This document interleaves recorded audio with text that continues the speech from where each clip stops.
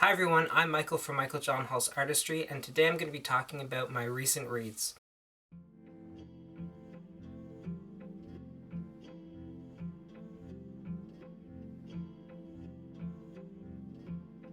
So a couple of the people that I follow on YouTube do this thing called Recent Reads, where every 4 or 5 books they do a little review and give their opinions on the book. And I thought this would be a good way to kind of get myself to read more books. I do a lot of reading as it is, but a lot of my time is spent either writing or planning out new photography shoots or wasting my time on World of Warcraft.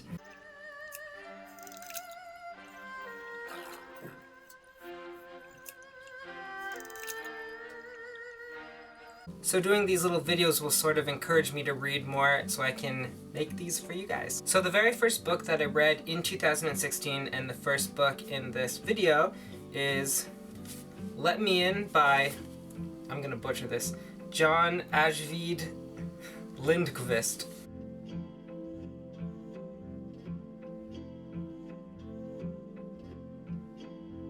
The story is about a 12-year-old boy named Oscar and his relationship with a centuries-old vampire who's also a child.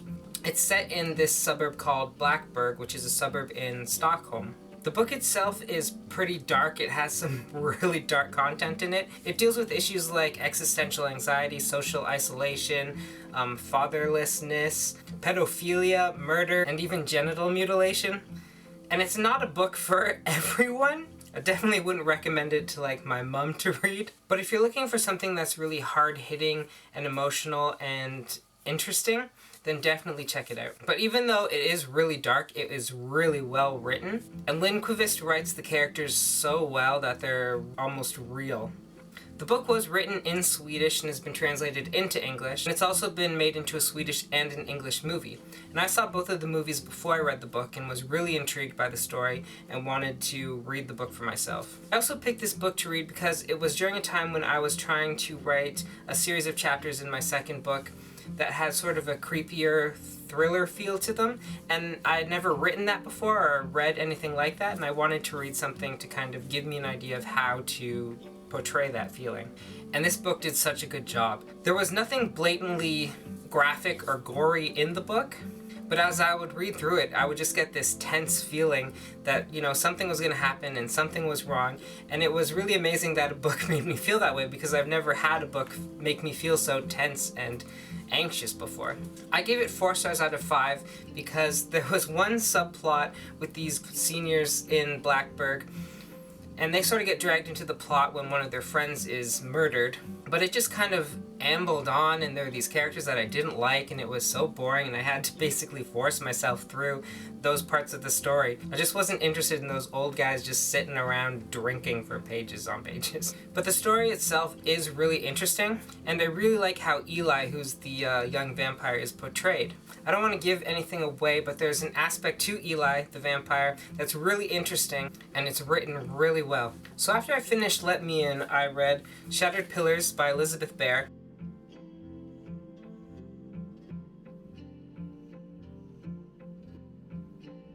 And it's the sequel to Range of Ghosts, which is a book that I read last March. And this is a fantasy book that's sort of different than regular fantasy books because it's set in a Middle Eastern themed fantasy world. The story revolves around a group of sort of misfits and outcasts who kind of band together to stop a priest kind of character from resurrecting an ancient evil god. One of the things that's really interesting about these books is that the skies change depending on the different kingdoms that they're in. There's one sky that has a number of different moons that reflect each of the royal family members that are alive at that time. There's another one that shifts from being blue to like red and fiery when an enemy caliphate kind of takes over. And that aspect of the book is really interesting. But I've been kind of torn on these books, both the first one and the second one, because the world building is so amazing. Like, she creates such a intricate and delicate world with all these different races that are based around Middle Eastern culture. And there's so much detail put into little customs and stuff like that, and it's so well written. But the dialogue isn't that great. Like, it almost feels like the dialogue doesn't fit with the rest of the book, and it's kind of distracting. I'm also not a big fan of any of the characters. There's one character I like, Hong La, who is a wizard kind of healer. But he's really about it, and he's not even a main character. He's just kind of a secondary character who makes an appearance once in a while.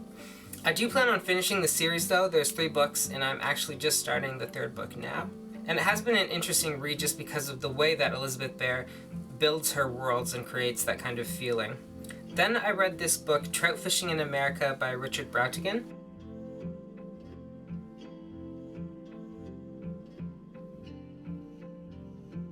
And it's a collection of short stories that have to do with trout fishing in America. And for those who don't know, Brautigan was an American writer and poet who was active during the 60s and the 70s. And he was known for his dark comedy and satire. And Trout Fishing in America is probably his most well-known book.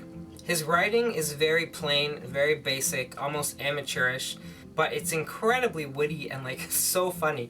I was like laughing through this whole book. It was so good. He kind of personifies trout fishing in America and uses it in various ways throughout the book. He has a city named after it, a couple characters named after it too. There's a hotel named Trout Fishing in America, and it's also used as the action itself. And it made for a very comical series of short stories. Just to give you a little feel of his writing style, I'm gonna read a little passage that I've underlined here.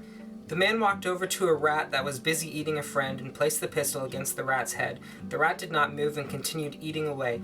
When the hammer clicked back, the rat paused between bites and looked out of the corner of its eye, first at the pistol and then at the man. It was a kind of friendly look, as if to say, when my mother was young she sang like Deanna Durbin. The man pulled the trigger. He had no sense of humor. And that's sort of what his whole writing is like. It's just very dry and very odd but hilarious. This is a book that I definitely recommend. So the 4th book that I read was a classic novel called Maurice by E.M. Forster.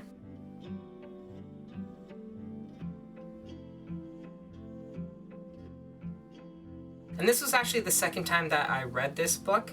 I read it once before and I hated it.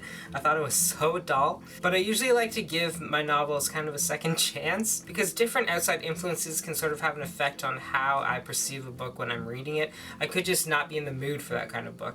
And I was kind of glad that I read it for a second time because I liked it a little bit better than I did the first time.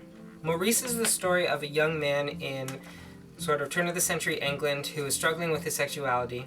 And he starts off with this relationship with a friend of his from university, and that kind of goes south, and then the whole time he's sort of struggling with his identity and who he is and how he fits into this world that doesn't really accept who he is. And one of the things that I didn't like about it is the fact that Forster says that Maurice and these characters are having all these like deep, amazing conversations and everything, and they're so life-changing, and they've talked about all of this amazing stuff, but he never really gets to the dialogue. He just kind of ends it in the paragraph being like, yeah, and they talked all night, and it was an amazing talk, and they've never had a talk like that since.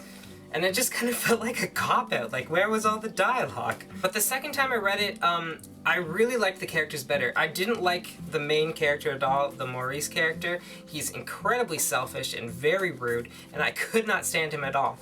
And I actually sympathized more with the character of Clive, who was his university friend that he has this first sort of romantic relationship with. One of the things that I found really interesting about this book was that it was published in the 70s after Forster died, and he never thought that it would be published because it was kind of scandalous for the time that it was written.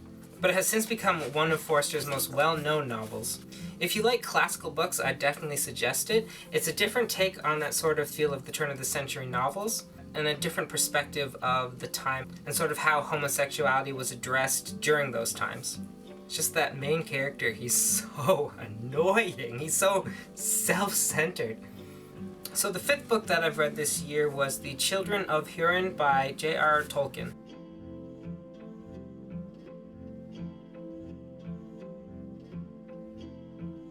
And for those who don't know, this book is part of the Silmarillion. There was a chapter in the Silmarillion that had to do with the whole storyline, and it was just expanded upon into a book of its own. And it's kind of a tragedy that follows Turin Turambar, who is the son of Húrin, as Morgoth's curse kind of follows him wherever he goes and brings a whole bunch of tragedy on him, and it's so sad. And it's sort of Tolkien's big tragic story in the history of Middle-earth. And if you haven't read it and you're going to read it, then press pause because I'm about to have a whole bunch of spoilers and I don't want to ruin it for anyone. But I just really need to talk about this. If you know the story, or if you don't really care about me ruining it for you, a whole bunch of horrible stuff happens to Turin, the main character. After all this horrible stuff has happened, after he's killed his friend, after he's led to the fall of Nargothrond, and Glaurung has like burned everything in his path, he ends up finding his sister that he's never met before, whose mind has been erased by the dragon, and they end up falling in love, and then she finds out that she's pregnant with her brother's son after the dragon dies and her memories are restored, and she kills herself, and then Turin also dies. But if that wasn't heartbreaking enough, at the very end, Húrin, who, these are his children, he gets released from Angband. Morgoth lets him go, and he wanders upon the grave of his son and finds his wife there, and she's just like completely distraught because of all of her children are dead, and she just dies in his arms, and it's just the most heart-wrenching, tragic story I have ever read. Okay, so now that the spoilers are done, I definitely recommend reading this, especially if you love Tolkien's work. It doesn't read like The Lord of the Rings or The Hobbit. It reads more like the Silmarillion, in that it almost kind of reads like a history textbook. There's a lot of mention of different places and different events that go on, and there's not a whole lot of dialogue. As I mentioned in a couple videos before where I talked about books that influenced me as a writer, I have a weak spot for Tolkien. I just love his work, and this was no exception. It's definitely Tolkien's darkest tale, and for anybody who loves tragic stories, this is definitely a good one to read, because it's just every chapter there's something horrible that happens and you just feel so bad for the characters. And that's about it for this week. Thanks for joining me on my first recent reads video. I'll be uploading these videos sort of as I read 5 books in different blocks, so you can expect them every once in a while on the channel. As always, make sure to check out my social media links. I'll post them below. And you can check out my novel, A Chronicle of Crowns, which is now out on Amazon. The link will be below too. And make sure to head over to lulu.com and get your hands on my Transcendence book, which was my poetry and photography book. And yeah, that's about it. See you next week. A little ways up from the shack was an outhouse with its door flung violently open. The inside of the outhouse was exposed like a human face, and the outhouse seemed to say, "The old guy who built me crapped in here 9,745 times, and he's dead now, and I don't want anyone else to touch me. He was a good guy. He built me with loving care. Leave me alone. I'm a monument now to a good ass gone under. There's no mystery here. That's why the door's open. If you have to crap, go in the bushes like the deer." "Fuck you," I said to the outhouse. "All I want is a ride down the river."